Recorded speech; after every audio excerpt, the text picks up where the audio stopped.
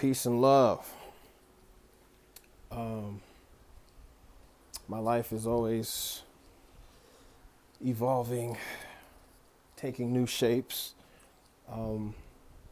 This is my latest infatuation here is this, I don't know if you can see that. You see that beautiful bonsai tree?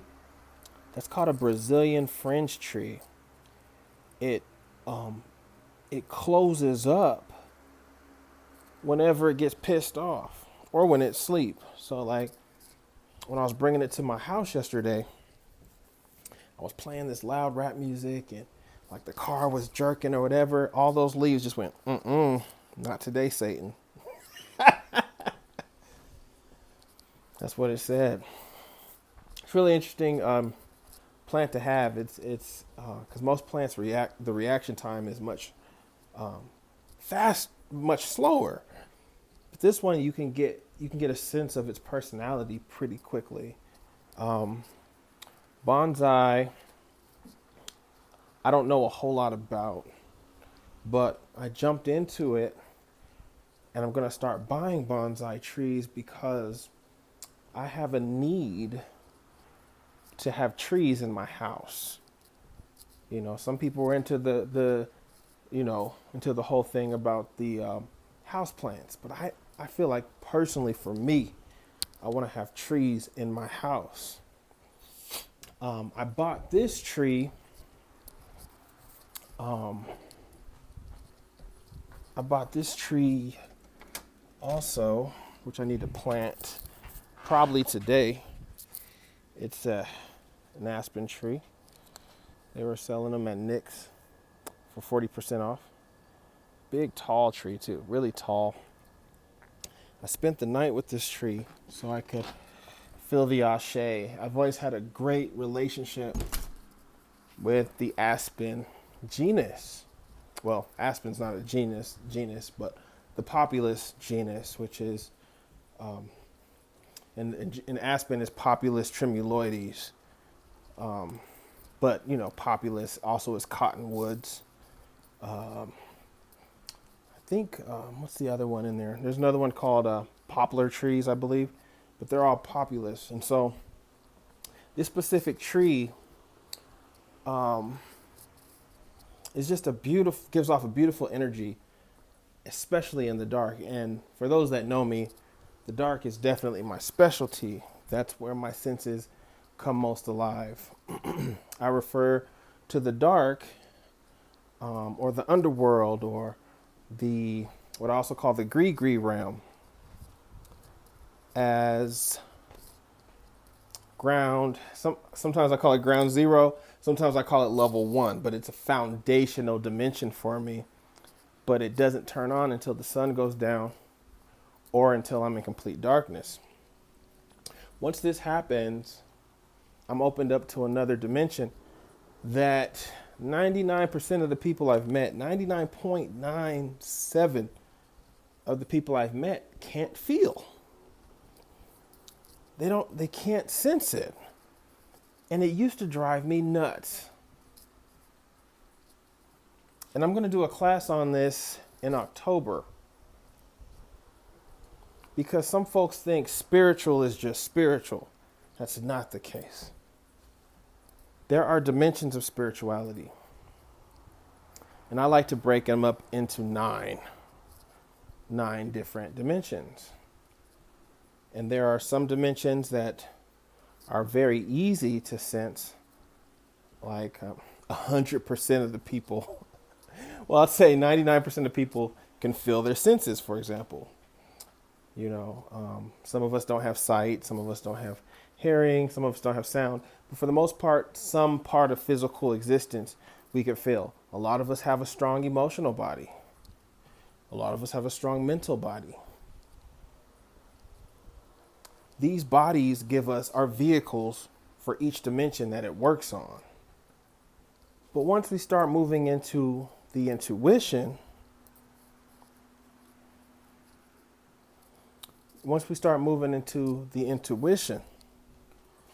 that is when things start to separate. because not everybody is tapped into their intuition.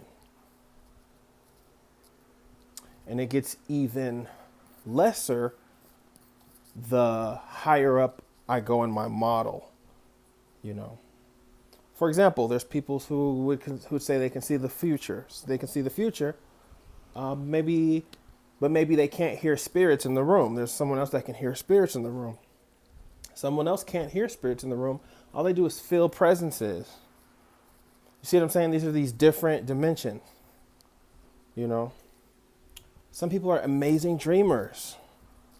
You know, they can dream, and they have a very strong, what I call chi body or prana body, to hold those messages and those memories that come from the astral realm.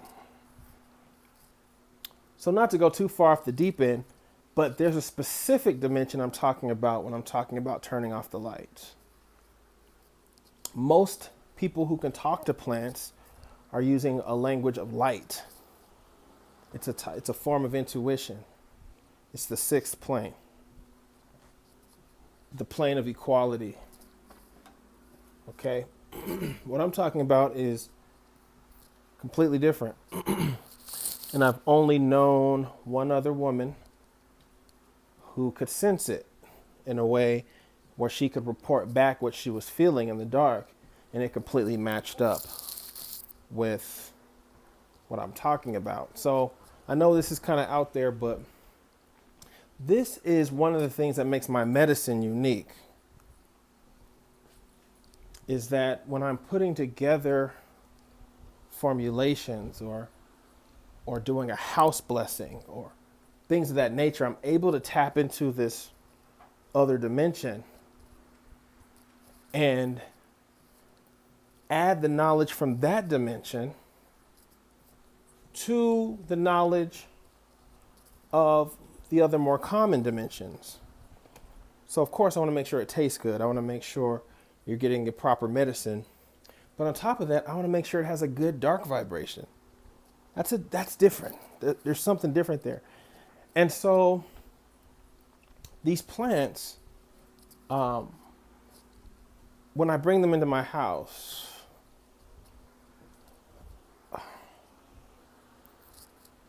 and turn off the light, there's a certain connection that happens. That's very hard to explain, but the best way I can explain it is like I completely open up. The plant completely opens up, and it tells me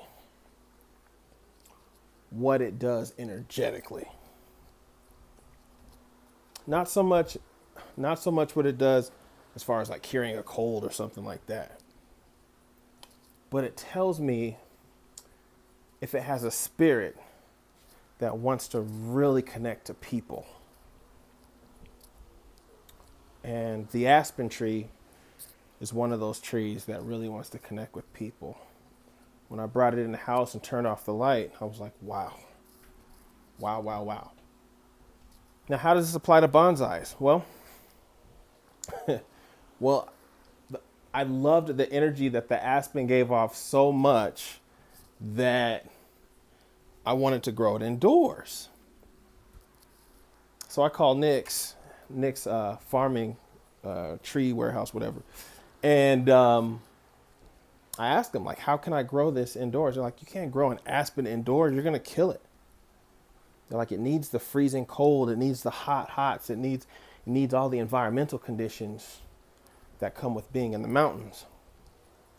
And that made me kind of sad, because I was like, man, I really want this energy in the house. It's something that I'm not getting from other plants. Because one thing I'm noticing is that trees have a lot of this energy that I'm talking about. Trees generally have a lot of this, whether they like people or not, in the dark, it really comes out. And there's other plants that do too, but the tree has like this special thing that I would need a whole class to really break that down. I'm thinking about doing a tree class later, but I might want to teach the dimensions first. So we'll talk more about that. So there's no growing an aspen indoors. It's not going to happen. The closest I can get to having my aspen indoors is to try to grow it somewhat close to the house, enough to where I can push a branch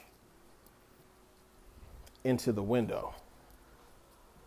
And if I can push a branch into the window and turn off the lights, then that aspen can have some influence over the darkness and we can connect. But there's a loophole, right? And that is the bonsai trees. The bonsai trees have the spirit, because they are a tree, but they have this, even though they're small, they have the spirit of the big tree, right? But some of them you can grow indoors. So that's a long way of telling you why I have to grow these trees indoors. Because there's a certain experience that I can't get if they're not in the house.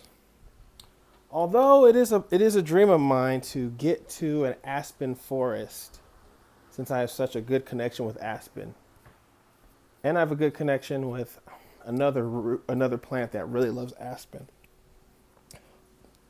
And I'm gonna try to sleep in a grove. If not this year, then next spring. Try to get out to an aspen. So maybe right now I'll focus on the bonsais. So I'll keep you guys posted on that. But that's my journey right now. Focusing on this tree medicine, seeing clients. If you need a reading, if you need a plant brushing, egg limpia, if you need any kind of ancestral work, shamanic work, let me know what's going on. Also got some classes coming up. And they're always free for patrons. So, thanks for listening to this part of my journey. There's a lot to teach about these dimensions, and how those dimensions weave together in our communication with plants and the medicine that comes from them. So we'll talk more. Peace and love.